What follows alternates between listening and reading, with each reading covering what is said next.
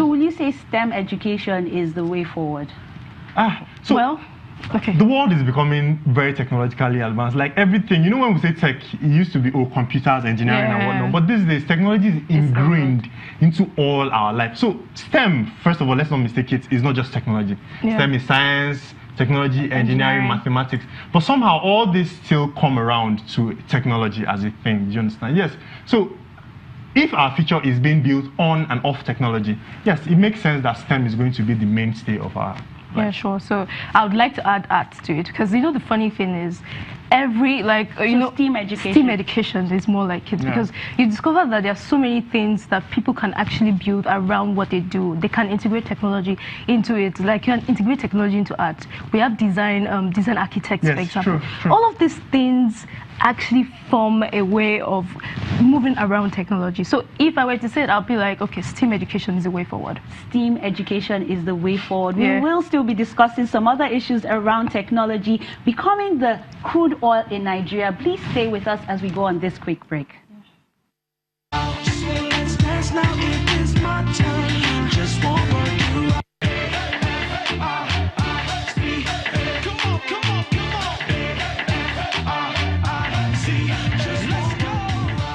Welcome back to Rubbin Mind. So before the break, we were on about STEM education, but let's bring it home.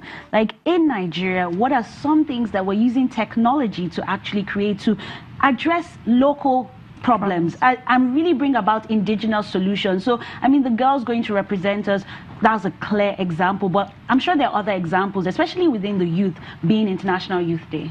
Okay, so there's one of them that I really like. It's called Max. So you know the way Uber is for you have Uber, so this is Uber for bikes. Yeah, so that's transportation. So you see how tech has been integrated with transportation.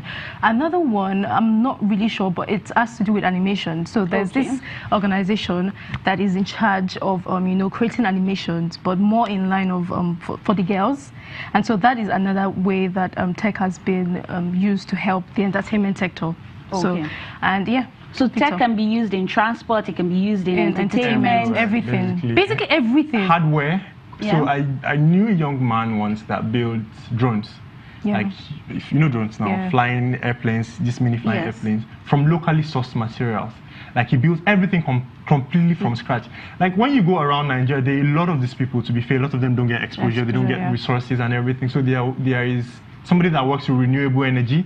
He builds a lot of machines around renewable energy, the sun. Directly, like heating machines, drying machines, with the energy of the sun from locally sourced materials.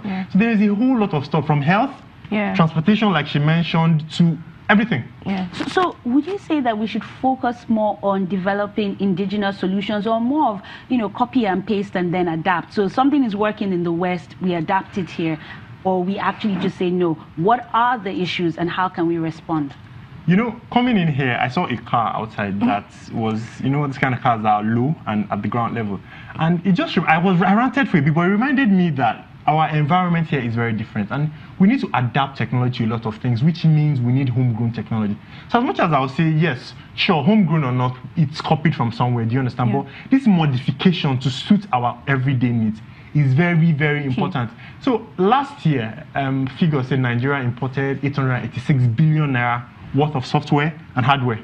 886 billion naira. Now imagine if all this, I mean, it's not possible that all of it is made, but imagine if half of this was made in Nigeria and bought by Nigerians. It's just going to be a whole lot of boost to the economy as is. So I feel like, yes, we need homegrown technology. Like, it can't even be overstressed. We really do need it. And what can be put into place to develop this homegrown technology? I think we can start from the grassroots. We can start taking tech to the kids, because we realize that we all have creative minds, but the only reason why these guys are able to do what they're doing now is because they've been introduced to technology at an early stage, and so they build on that. But we came into it after a while, maybe when we're in university, do you get? But if we can get technology into the grassroots and get kids to create things, then we'd develop on that, and we create amazing things with technology. So I feel that integrating technology into the grassroots will help in a long way. And Victor, very quickly. Yeah, so you know, you talk about Silicon Valley, we being a Silicon Valley and all, but we always forget that Silicon Valley is a mixture of an educational system or educational institutions. And I feel like our educational institutes in Nigeria is largely lacking when it comes to STEM technology and STEM as a whole. So I feel like we need to revamp that from the ground up. Like teach technology in a whole different way. I learned intro tech in secondary school and it was a mess. It was just like we had to do it by force. It was boring. You know, we have to make students know that this is an important aspect of life. Teach it the way it should be taught. And so make tech education very interesting and at the grassroots. Thank you very much, Victor Ekwalo, and thank you so much, Toby Ayeni, for being a part of Rubbin Minds. Thank you. We'll be going on a quick break, but when we return, it will be time for our entertainment segment with Mr. 2K. Don't miss it.